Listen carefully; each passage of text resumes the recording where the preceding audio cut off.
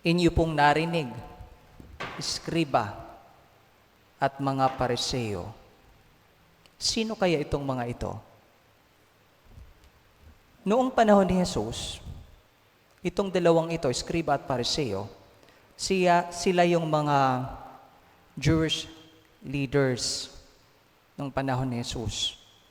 Sila'y mga relihiyoso, edukadong mga tao about the Bible, at alam nila ang mga batas, yung listahan na dapat sundin, mga kautusan para sa mga Hudyo. Ang mga Eskriba, well, from the word itself, scribe, sa English po is to write, sila po yung recorder during that time ng mga legal na dokumento. So itong dalawang taong ito, sila po ay may mataas na katungkulan sa mga tao. Marami silang alam, so may mataas silang katungkulan. Mataas na tungkulin. Yet, maririnig po natin, you hypocrites, sabi ni Jesus. Bakit kaya? Alam niyo ang hipokritong tao? Yung mga taong nagsusuot ng masks. Maganda yung pinapakita, pero iba yung intensyon. Maganda ang plano, pero yung direction ng plano, it looks really good, pero may share ako dyan. May cut ako dyan. Directed to the self. Kaya minsan, tinatawag silang self-righteous na mga tao.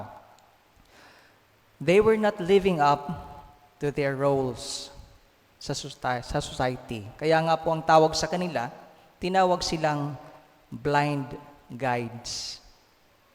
Bulag na taga-akay. At ang tingin nila kay Jesus ay isang threat. Why? Because Jesus spoke the truth. Threat, katotohanan. Threat si Jesus para sa kanila. Ngayong araw, ang simbahan po natin, binibigyan po tayo ng isang totoong taga-akay, isang totoong gabay, isang ina, si Santa Monica. Si Santa Monica po ay nakapangasawa ng pagano at nagkaanak ng isang pasaway na anak na si San Agustin. Si Santa Monica ay tinatawag na Mother of Patience. Mother of Patience. For 17 years, she prayed. At yung asawa niya,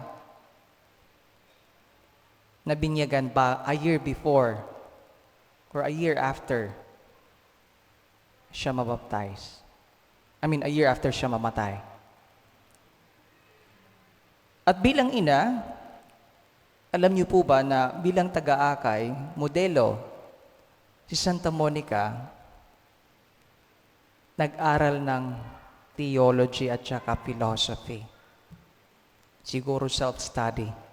Para makasabay siya kay San Agustin at magabayan niya si San Agustin. I believe ngayong araw, tayong lahat pinapaalalahanan as mothers, as parents, as someone with authority, na mayroon tayong katungkulan.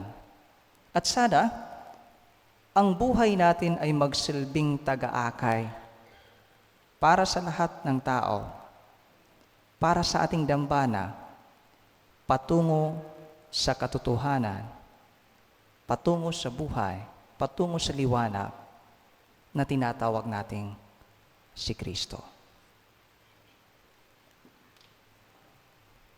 Tumayo na po ang lahat.